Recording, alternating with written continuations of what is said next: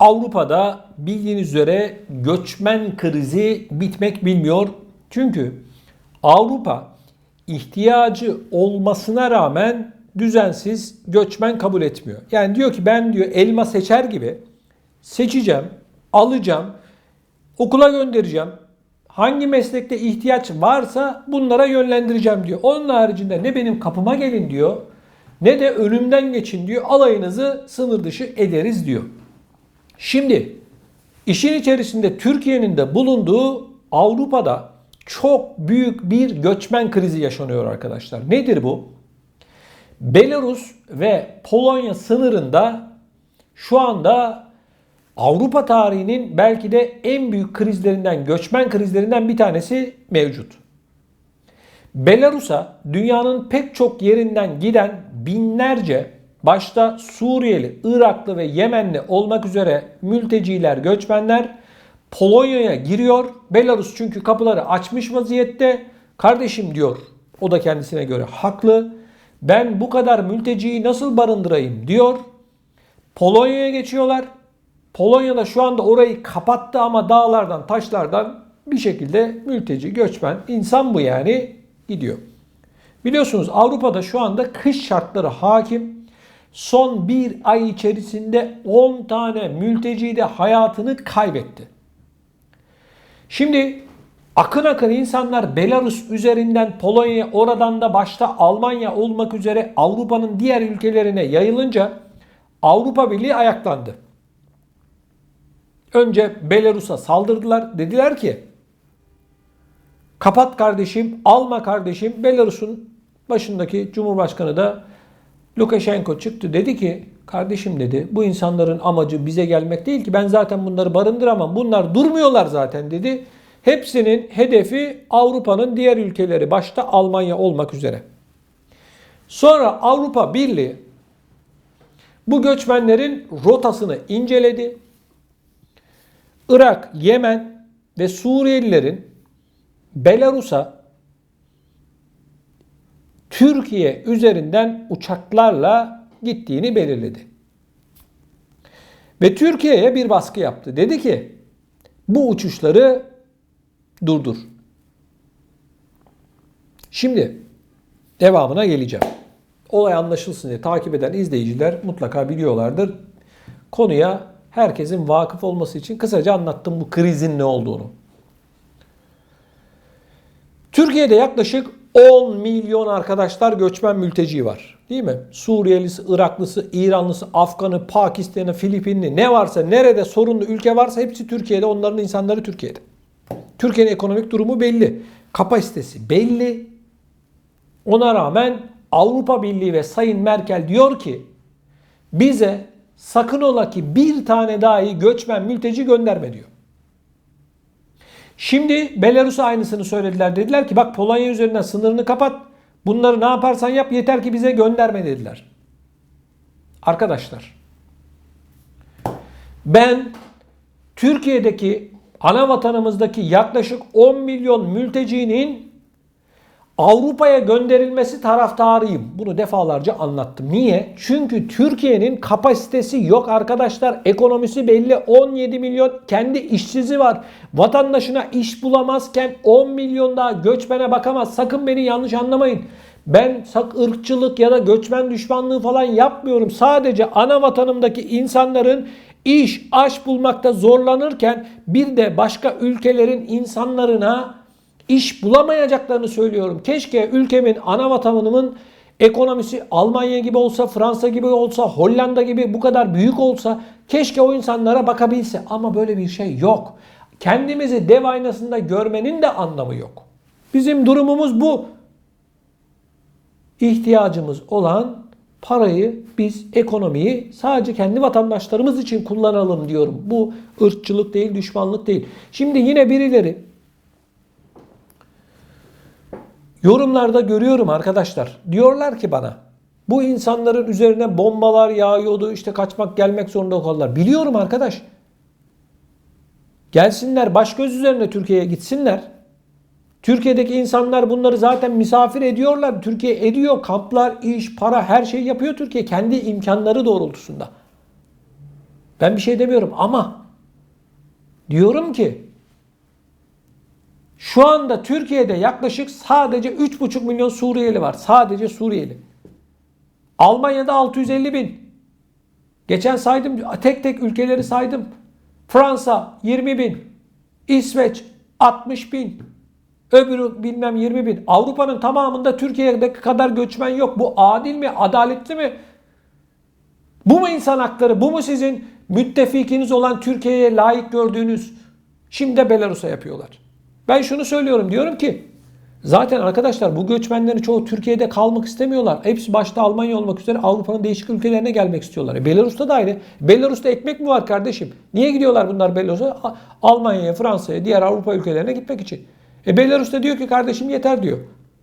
Polonya sınırını Polonya tarafı kapattı. Belarus diyor ki hadi kardeşim diyor. Hadi diyor. Haklı olarak. Kardeşim dünyanın bu göçmen yükünü hep bu ekonomisi kötü olan ülkeler mi çekmek zorunda? Türkiye bir göçmen oteli mi? Belarus göçmen oteli mi? Şimdi arkadaşlar Türkiye boyutuna Avrupa Birliği açısından bir bakıyoruz şimdi. Avrupa Birliği dedi ki göçmenler de Belarus'a İstanbul, Ankara üzerinden geliyor. Yemen, Irak ve Suriyeliler. Kapıları kapat dediler. Türkiye ne yaptı? Türkiye Belarus'a Iraklı'nın, Suriyelinin, Yemenli'nin uçuşunu yasakladı. Evet arkadaşlar. Avrupa Birliği'nin ekmeğine yağ sürdü Türkiye. Ya bu Türkiye Avrupa Birliği'nin kapısında 60 yıldır bekletilen Türkiye değil mi?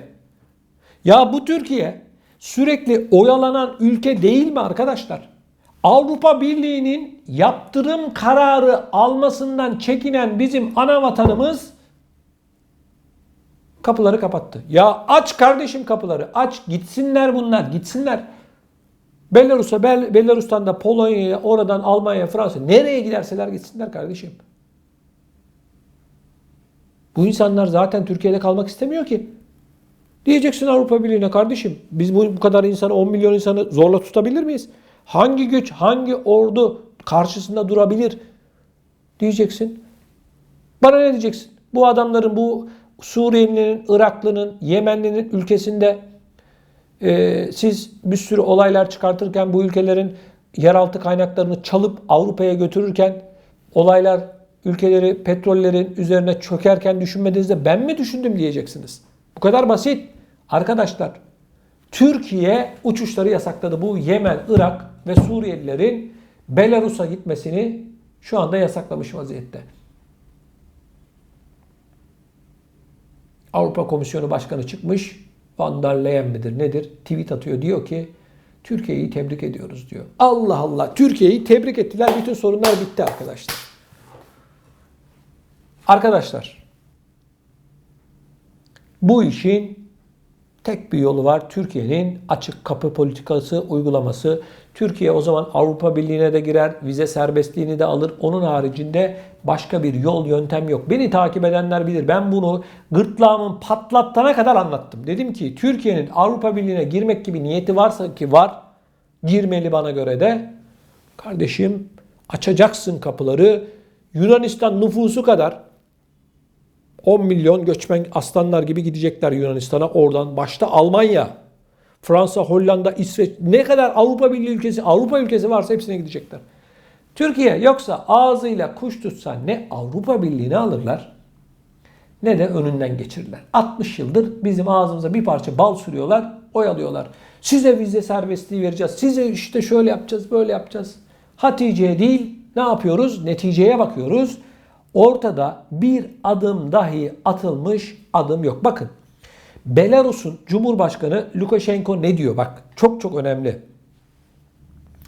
Avrupa'ya gitmek üzere Belarus'a gelen mültecileri ülkede tutmayacaklarını söyleyen Lukashenko, Polonya, Litvanya, Letonya, Ukrayna ile sınırlarımızı kapatacağımızı ve Afganistan, İran, Irak, Libya, Suriye, Tunus'tan gelen mülteciler için yerleşim yeri haline geleceğimizi düşünüyorlar diyor Avrupa'ya ama yanılıyorlar diyor. Bak biz hiç kimseyi tutmayacağız.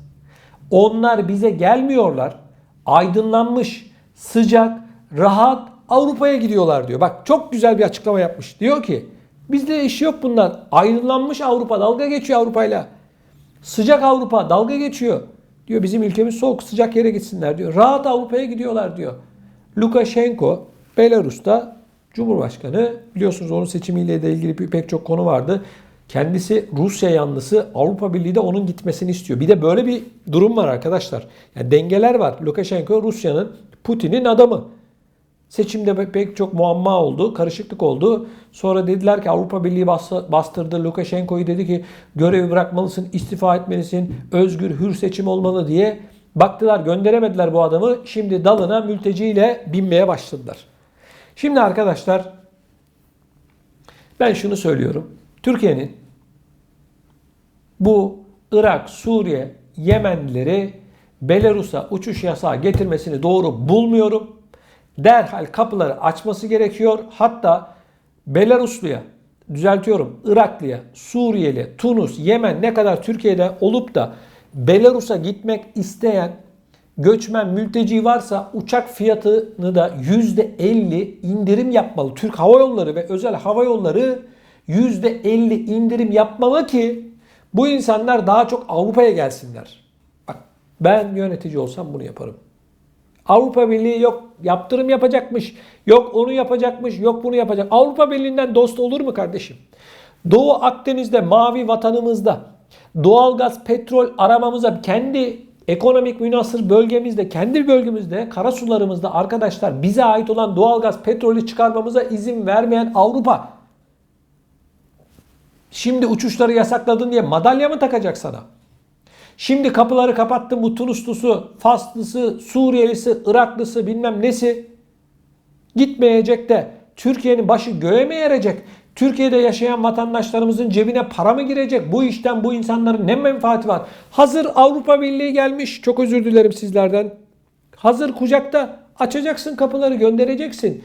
Yoksa sen böyle her söylediklerini yaparsan ne Avrupa Birliği'ne alırlar seni. Zaten böyle bir şey hayal arkadaşlar. Hayal kurmaya gerek yok. Ne Avrupa'sı ne Türkiye'si. Alırlar mı Türkiye'yi ya? Hangi Avrupa? Hangi Türkiye arkadaşlar? Allah aşkına ya lütfen bu konuyla ilgili görüşlerinizi yazın videonun altına. Türkiye çok özür dileyerek söylüyorum doğru yapmadı. Yanlış bir adım attı. Açacak kapıları bana ne diyecek kardeşim? Bu adamlar gidiyorlar. Ben bu insanların ayağına pranga mı vuracağım diyecek. Ne oldu? Şimdi uçuşlar yasaklandı. Bu kadar Fas, Tunus, Cezayir bu kadar Suriyelisi, Iraklısı, Yemenlisi Türkiye'de kaldı. Senin sırtına yük arkadaş. Bırak gitsin ya bırak. Almanya'ya mı? Ne yaparsa yapsın Almanya. Bırak. Niye engelliyorsun? Böyle bir şey olabilir mi arkadaşlar ya?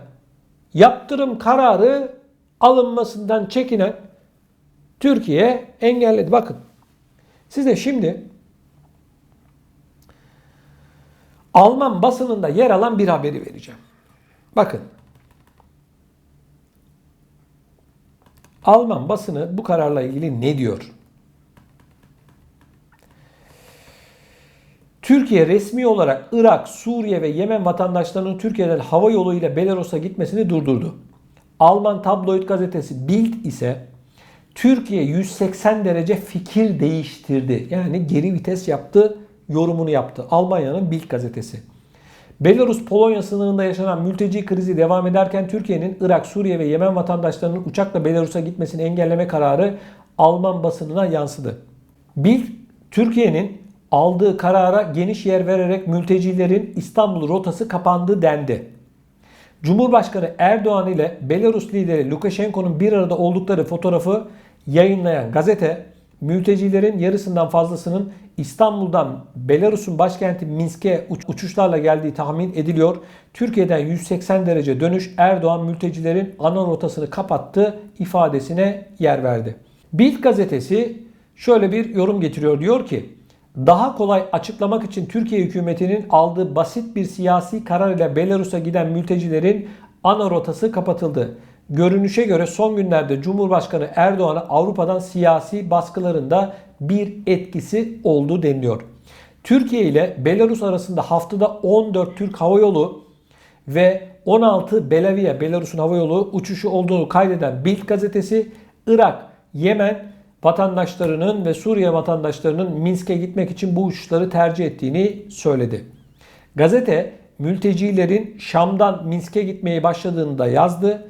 Bu sabah 4 saatlik bir yolculuk ile yaklaşık 160 mültecinin Minsk'e gittiğini öne süren Bild gazetesi, Suriye lideri Esad'la bağlantısı olan Kampwings'e ait uçakların da kullanıldığını söyledi. Şimdi bakın arkadaşlar, Avrupa diyor ki bize göndermeyin diyor. Ne yaparsanız yapın diyor. Türkiye'nin almış olduğu bu kararı da 180 derece geri dönüş olarak değerlendiriyor.